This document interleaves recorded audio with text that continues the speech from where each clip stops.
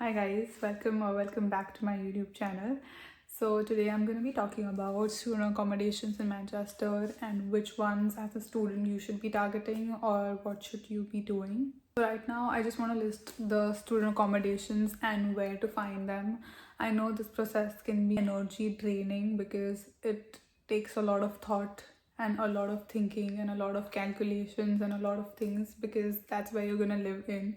It's officially a home that you're going to create over here. I get it. If I talk about the sites that you have to look in while you're going to search for these accommodations are, so third party sites would be definitely Amber Student and the second one is Uniaco. So I know that a lot of friends of mine have done bookings through Uniaco and mainly most of them have done through Amber Student. So I would definitely recommend if you all want to go with Amber Student, and if that's what your counselors are recommending you, it's fine, just go with it. Student accommodation websites. So firstly, the student accommodations that I am talking about, the first one is Grafton, the second one is Denmark Road, the third one is Victoria Point, and the fourth one is Daisy Bank. So all of these have their own websites and they also have themselves registered on a third party website. So it's up to you as to if you want to directly do it through the website or you want to involve a third party and have them back you up when anything goes down. So that's also there. So if you do it with a third party, which is if you do it with Amber Student, they're going to make sure that if something goes wrong in your contract or anything that you've done over here is affecting the contract with the student accommodation, they're going to take care of it. So basically, if you decide that after you've come here you don't want to live in a particular accommodation and you've booked it through Amber Student or whoever, then they're going to help you find a replacement. If you don't do a third party, you can also find a replacement on your own. That's not difficult.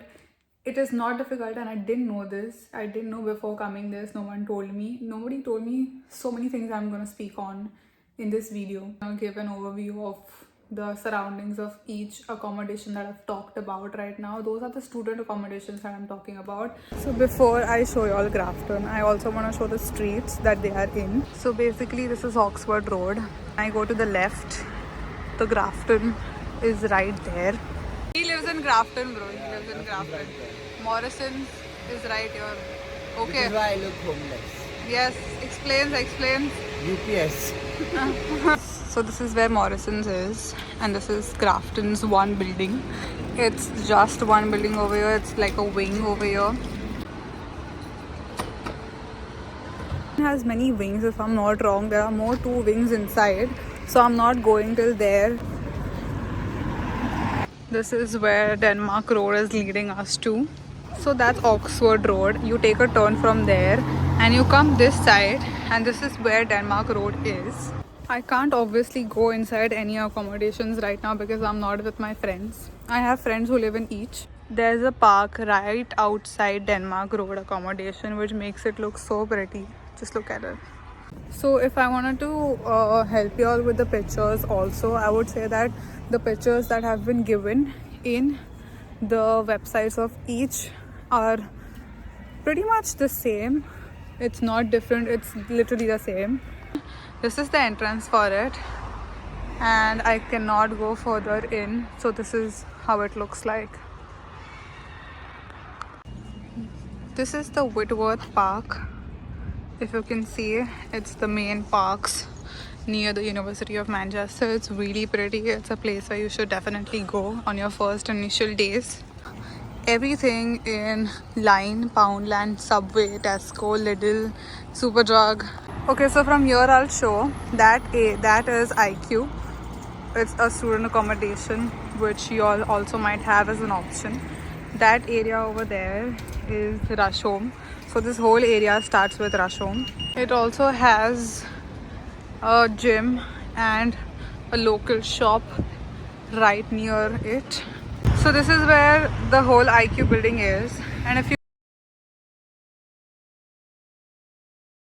we have reached the intersection where there are 3 roads from where each accommodation comes. If you take a right, there's Daisy Bank. If you take a straight, there's Victoria Point, and if you take a left, there's Grafton. there are certain local shops near Victoria Point. We have arrived to Victoria Point, which is right next to Victoria Baths. So this is where I came from, and this is where you have to go inside. There are many blocks out there. Showing Daisy Bank because I have to get home now. But Daisy Bank, I've been in the area and it's a little on the right and little on the inside. So I wouldn't really recommend. It goes like Grafton, Denmark Road, IQ, Victoria Point, and then Daisy Bank. The way I said it, that's exactly the distance. Want to make them far away from the uni. Main concern if you are really picking a student accommodation is if it is included with all the electricity bills and water restrictions do you really have. I think if you really want to go with a student accommodation, then you should really be particular about the distance, extra things that they provide.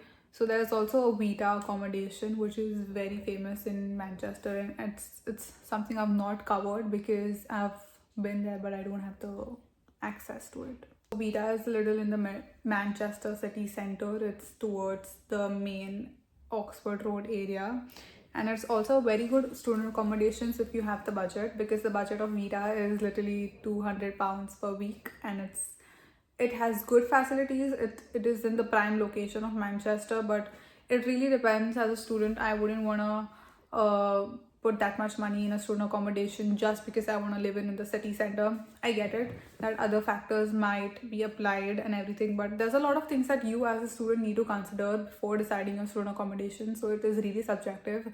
But if you want a posh student living accommodation, then you should definitely check out Vita.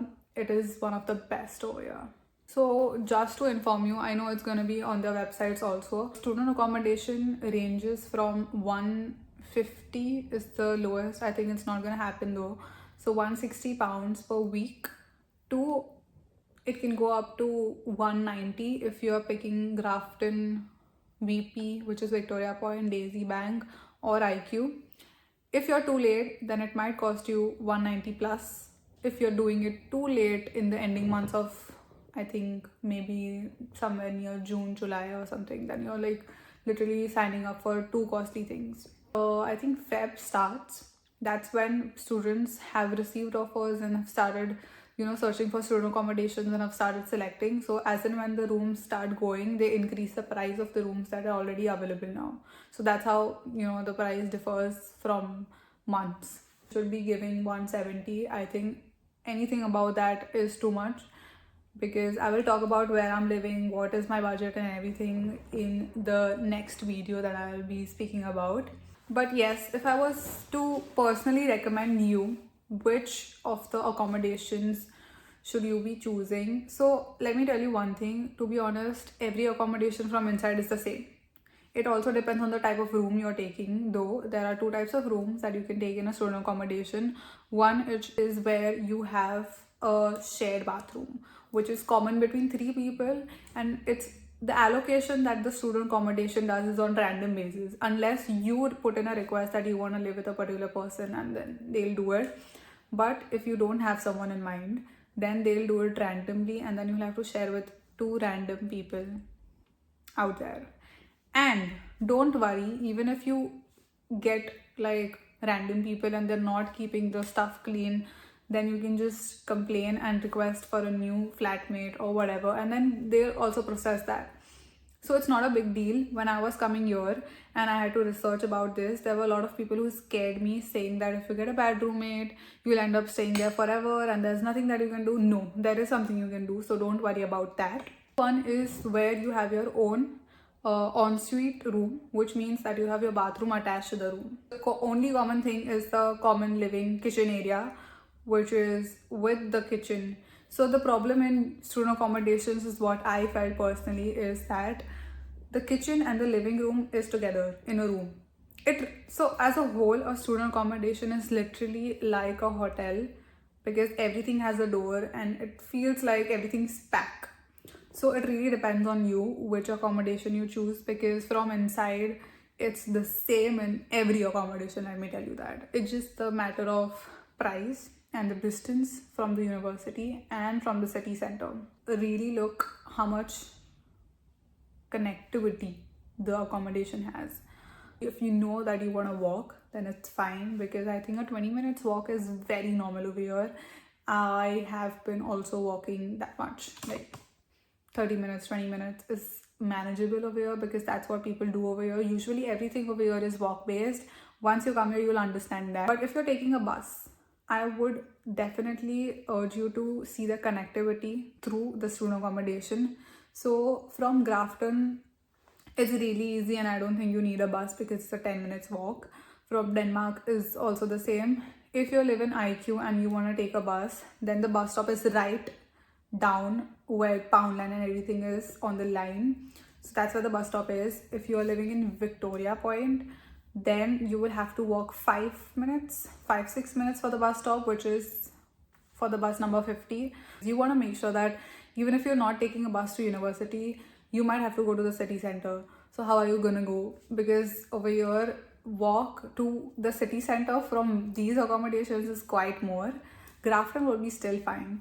But I think that's it. I have showed you the places that I mentioned and the areas around. So I wanted to make sure that you have an idea of what you're signing up for, because when I was coming here, I literally didn't have all these things to see, and I actually wanted someone to show me these things. So I thought, why not just help people out who are coming here and planning to do everything like this, because I know for a fact that right now everyone is getting offers. The batch of 2025 for September will be getting offers right now, and they'll be starting with the accommodations and everything. So when I was looking for it, I also looked up for YouTube videos where, I wanted people who are living over here to show me around and, just talk about accommodation and what price and, what is the budget that it ideally should be.